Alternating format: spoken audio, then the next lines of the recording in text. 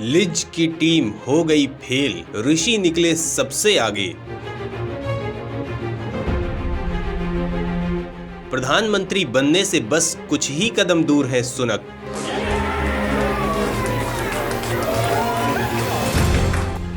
विपक्ष की हर साजिश को भारतवंशी ने किया चकनाचूर। दोस्तों, ब्रिटेन पीएम इलेक्शन का आखिरी दौर चल रहा है। बहुत जल्द ही यह डिसीजन हो जाएगा कि कंजर्वेटिव पार्टी से पीएम कैंडिडेट कौन होंगे और उसके बाद ब्रिटेन को नया पीएम मिल जाएगा। लेकिन आखिरी दौर के इस मुकाबले में संघर्ष बहुत ज्यादा तेज हो गया है। लेकिन इस बीच भारतीय मूल के ऋषि सुनक ने एक बार फिर जबरदस्त धमाका कर दिया है, जिसके आगे विपक्ष बिल्कुल साफ हो गया है। अब ब्रिटेन इलेक्शन में ऋषि का बवंडर चल रहा है, जिसका सामना कोई नहीं कर सकता है। लिज के पक्ष की जमीन खिसक गई है। बोरिस जॉनसन को अब कुछ नहीं सूझ रहा है। आप सोच रहे होंगे कि ऋषि ने ऐसा कौन सा कदम उठाया है जो सब पर भारी पड़ रहा है। किस रणनीति के आगे विपक्ष हार मानने को तैयार हो गया है। दोस्तों, इसका जवाब हम आपको देंगे, लेकिन इसके पहले आपको ये जानना बेहद जरूरी है कि आखिरी संघर्ष में दोनों पक्षों के अपने अपने तरीके से अपने वोटर्स को लुभाने की कोशिश के बीच लिज ने बाकी सारी चीजों को बाहर रखते हुए केवल वोटर्स को अपनी ओर आकर्षित करने पर जोर दिया है। लेकिन ऋषि ने पहले इस बात पर भी फोकस किया था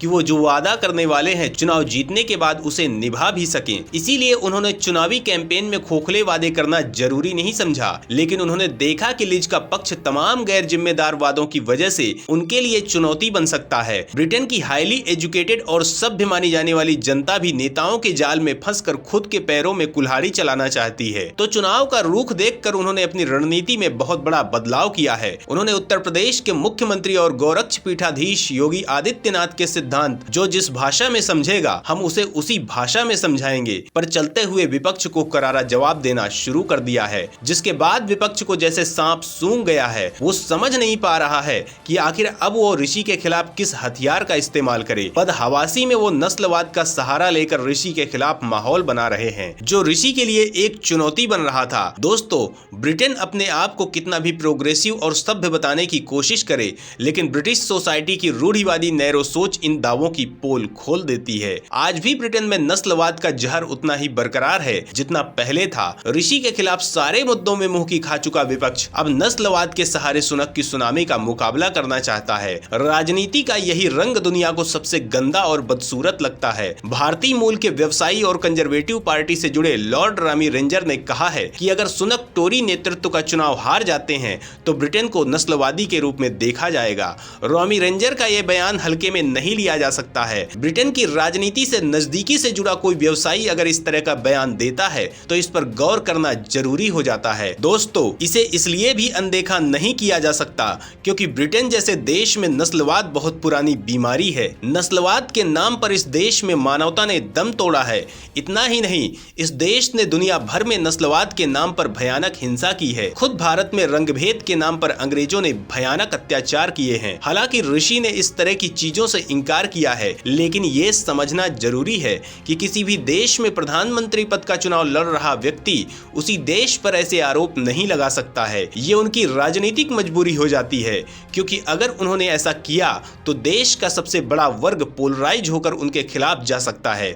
इसीलिए ऋषि ने कहा है कि कंजर्वेटिव पार्टी का अगला नेता और प्रधानमंत्री के तौर पर बोरिस जॉनसन के उत्तराधिकारी के रूप में चुने जाने के मामले में पार्टी के सदस्यों के लिए नस्लवाद कोई कारक नहीं है। सुनक ने कहा कि अगले सप्ताह टोरी सदस्यों के डाक मतपत्र के दौरान लिंग या जातीयता जैसे कारक की कोई भूमिका नहीं रहेगी। सुनक ने द डेली टेलीग्राफ को दिए साक्षात्कार में कहा कि मुझे नहीं लगता कि यह किसी के निर्णय में एक कारक है। मुझे नहीं लगता कि यह सही है। उन्होंने कहा कि मैं रिचमंड से पार्लियामेंट का सदस्य चुना गया। हमारे सदस्यों ने किसी अन्य चीज के बजाय योग्यता को प्राथमिकता दी। दोस्तों, ऋषि का ये बयान उनकी मैच्योरिटी को दिखाता है। वो विपक्ष के किसी उकसावे में न आकर पूरी सतर्कता से कदम उठा रहे हैं और उनकी ये रणनीति जरूर उन्हें मुकाम तक पहुंचा सकती है। ऋषि ने चुनाव में शामिल होते ही ऐसे मुद्दों पर चुनाव लड़ने की कोशिश की थी जो देश की प्रगति के लिए बेहद जरूरी है, जबकि लिज ने चुनाव में उतरते ही केवल वोटर्स को लुभाने के लिए टैक्स में कटौती का वादा कर दिया था। हालांकि शुरू के चरणों में ऋषि ने बड़ी जीत दर्ज की है, लेकिन आखिरी दौर में अलग अलग मीडिया अलग अलग दावे कर रहा है। पर ऋषि ने जो ब्रह्मास्त्र चलाया है उसके आगे इन सारे दावों की पोल पोल खुल गई है। लिज की साजिशों का पर्दाफाश हो चुका है। जॉनसन को कोई भाव नहीं दे रहा है। दोस्तों, सवाल उठता है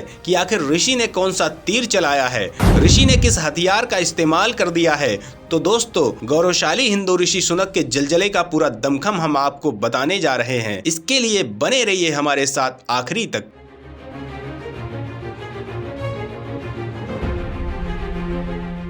ऋषि सुनक ने बदल दी रणनीति, विपक्ष का दिमाग पड़ गया सुन्न। दोस्तों, ब्रिटेन के पूर्व वित्त मंत्री ऋषि सुनक ने वादा किया कि अगर वो देश के अगले प्रधानमंत्री चुने जाते हैं तो घरों के बढ़ते बिजली बिलों से निपटने में लोगों की मदद के लिए और अधिक धन देंगे। प्रधानमंत्री पद की दौड़ में शामिल कंजर्वेटिव पार्टी के नेताओं में 42 साल के भारतवंशी सुनक भी हैं। उन्होंने लोगों की आर्थिक मदद के लिए कर्ज को सीमित करके बचत करने पर जोर दिया।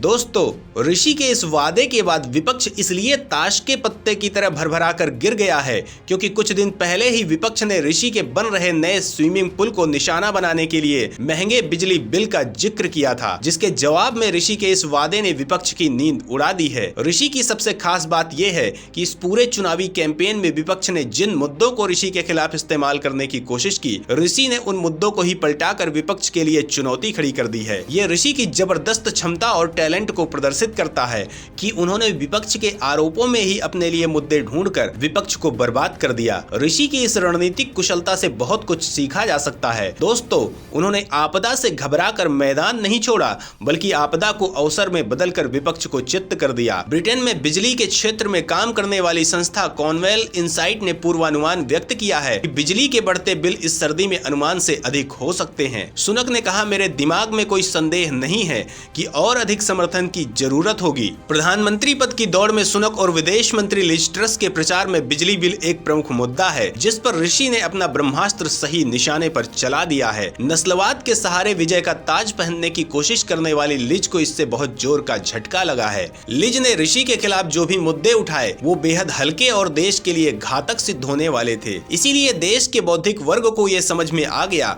कि ऋषि ही देश को संभालने के लिए सबसे सही व्यक्ति होंगे। ऋषि का दमदार व्यक्तित्व सबको आकर्षित कर रहा है। सभी एज ग्रुप के लोग ऋषि की सरलता और लॉयल इमेज के दीवाने बन गए हैं। विपक्ष ने ऋषि की निजी जिंदगी को बार बार निशाना बनाया, यहाँ तक कि उनका जूता भी बड़ा चुनावी मुद्दा बन गया। इसके पीछे खास वजह यह है कि ऋषि ब्रिटेन के सबसे अमीर सांसद हैं। उनकी पत्नी 42 वर्षीय अक्षता मूर्ति के पास लगभग $1 अरब यानी 7,600 करोड़ रुपए के इन्फोसिस के शेयर मौजूद हैं। रिच लिस्ट 2021 के अनुसार यह आंकड़ा अक्षता मूर्ति को ब्रिटिश महारानी एलिजाबेथ द्वितीय से कहीं ज्यादा अमीर बना देता है। रिपोर्ट में महारानी की संपत्ति के बारे में जिक्र करते हुए बताया गया कि उनकी निजी संपत्ति करीब $460 मिलियन यानी 3400 करोड़ रुपए के करीब है। इस लिहाज से देखें तो लंदन के 10 डाउनिंग स्ट्रीट में जाने की तैयारी कर रहे ऋषि सुनक की पत्नी एलिजाबेथ से दुगनी संपत्ति की मालकिन है। लेकिन विपक्ष ऋषि के खिलाफ हवा बनाने में पूरी तरह से फेल हो गया है। सुनक ने ट्रस के साथ एक महत्वपूर्ण डिबेट में स्टूडियो ऑडियंस और कंजर्वेटिव पार्टी के सदस्यों के सामने शानदार जीत दर्ज की, जिसके बाद से बोरिस जॉनसन को बुखार आ गया है। स्काई न्यूज डिबेट में दर्शकों ने दिल खोलकर सुनक का समर्थन किया।